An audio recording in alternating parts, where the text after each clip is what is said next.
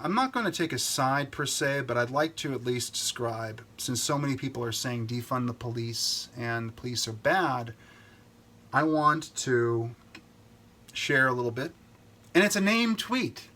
It's called Good Cop. Good Cop. Having interacted with law enforcement a number of times, including conditions too interesting for Twitter, I have compiled evidence on the behavior of police officers. Dedicated to their work, tough, and patient, working hard to keep irrational situations rational. Good Cop. So let's walk through this named tweet. Having interacted with law enforcement a number of times, including conditions too interesting for Twitter, I have compiled evidence on the behavior of police officers. So I have been taken in by the police a few times over my years. Once when I was a bit younger. It was a case of mistaken identity. The officers had taken me. This is right after the Patriot Act was signed and went into law after 9/11. It was in the first half of the aughts. I think they were called the aughts. It was like 2003 or 2004. And they had taken me aside because they thought that I was somebody else. And they asked me questions. And they made me late for my train, and my train only came every 3 hours, so I was stuck out of my town. I was stuck where I worked at the time. So I have some empathy. I have some experience and empathy with people that have interacted with the police. That was the first time I actually was taken to the car. I'll tell you a little bit about it because it's too interesting for Twitter, but this is a tweet video. So they took me to the car and interrogated me, asked me questions, and I was extremely, extremely compliant and cooperative. I literally stood there as a police officer ran up to me and put his hand in my coat pocket and just rifled through. I'm like, I almost didn't know what was going on. I'm like, oh, he has a badge and there's other police officers around. And I didn't know what was going on. I was so young. I was in my early 20s. Or late teens even. I don't even remember. So long ago. But I was okay with it. I was actually okay because I knew that I had been propagandized to that the Patriot Act was keeping us safe. In some ways it is, in some ways it isn't. Of course, our privacy, our Fourth Amendment rights are being destroyed under it. There's other things that have gone. I think President Obama might have... We never got rid of Guantanamo Bay. Not that that's necessarily related to this topic. Habeas corpus, we got rid of that. I'm not sure if that was in the Patriot Act, but again, these are things that once you... I don't want to say it's deterministic or that there's a slippery slope, but once you install one set of laws, then you have the NSA come in, what happened with Edward Snowden, what he revealed. It's all just, it does become this situation where if you let it happen, if something's happening that you don't like and you don't have an opportunity to see it, you can't change it, right? You need to know what you're up against to request that it change, but we didn't even know. All we knew was, Patriot Act. And that really just gave them a get out of jail free card for burning the Constitution. So it wasn't really the best thing. But at the time I was convinced. I actually voted for Bush in 2004, the first time I was able to vote. So I interacted with the law enforcement back then. I went along with it. They let me go. They asked me all the questions and they let me go.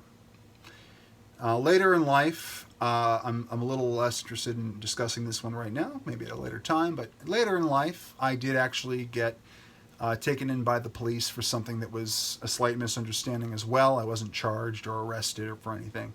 But basically, I got to see this sort of...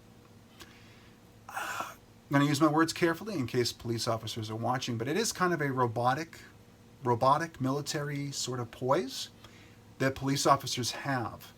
That when you're operating within the law, when you're trying to enforce a system of ethics, a system of laws that have been decided on in courts, that have been written, that we've all agreed upon for our society to be whole, to have it make sense, to make sure that it's complete.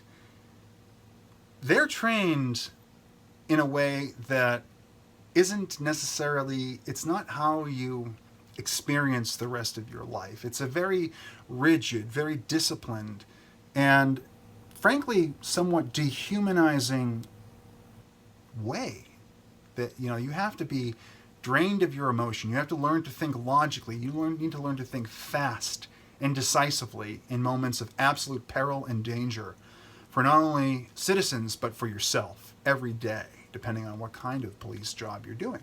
So I have, and I got to see that this sort of basically automatic behavior from police. They're so trained, they're so ready that they're going to go through their procedure. They're going to go through the code, and they're going to make sure that nobody gets hurt, if possible, and nobody gets killed, especially not them. Okay, because if they're not there to protect, if they get killed first, not that they would care because they're dead, but there would be other people getting hurt because the officer isn't there to protect them if they called the police. So there's a number of reasons why I actually have a lot of empathy for police officers. I wouldn't become one, but I see defund the police, get rid of ICE, get rid of the police, get rid of law enforcement, and then 5 seconds later a burglar comes in and you're calling the police. Oh, what are you going to do about it? They stole my TV. Oh my God. I wanted you defunded 5 seconds ago, but now I need your help. I've changed my tune, man. I changed my tune. I say, I love weed, but you need to take a break. Need to get a job, take a break. So they're dedicated to their work. Police officers are tough. Not every cop, not every police officer, not every person is good at their job. Not everyone is ethical. Some are corrupt. We understand that. We don't have to always include the counterpoint is some cops aren't as good. Yeah, the one that had his fucking knee on George Floyd's neck wasn't my favorite cop. He's a dumbass. If he's not doing it to kill the guy, he's just fucking stupid.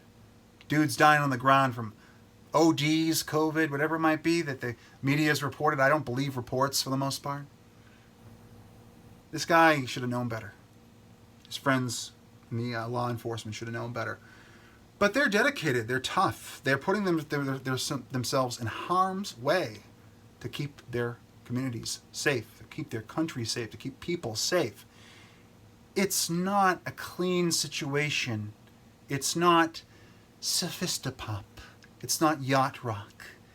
It is noisy. It is noise rock. It is, hell, it's swans. It's something different. If we're going to frame it as music, it's something totally different. But they're dedicated. They're tough. They're patient because they're working hard to keep irrational situations rational.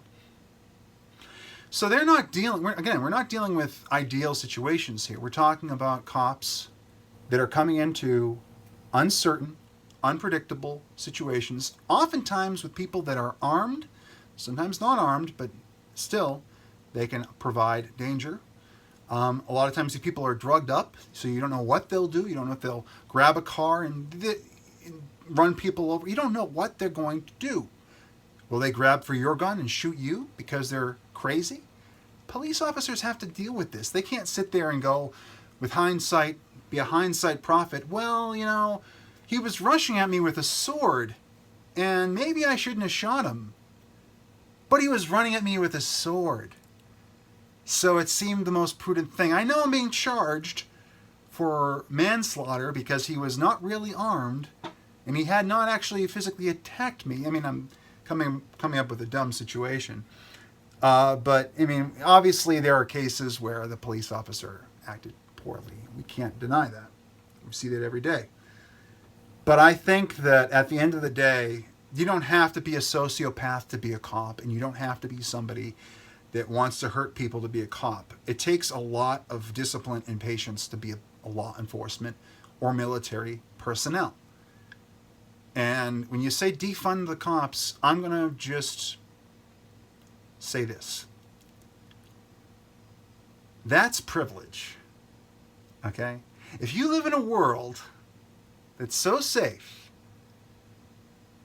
that you want to defund the cops, you're not only privileged, I call that child view. You've got a childlike view, an idealistic, nobody ever gets hurt, people that run around robbing things, hurting people, attacking people, committing crimes should not be charged because that's racism or that's sexism, whatever you want to call it.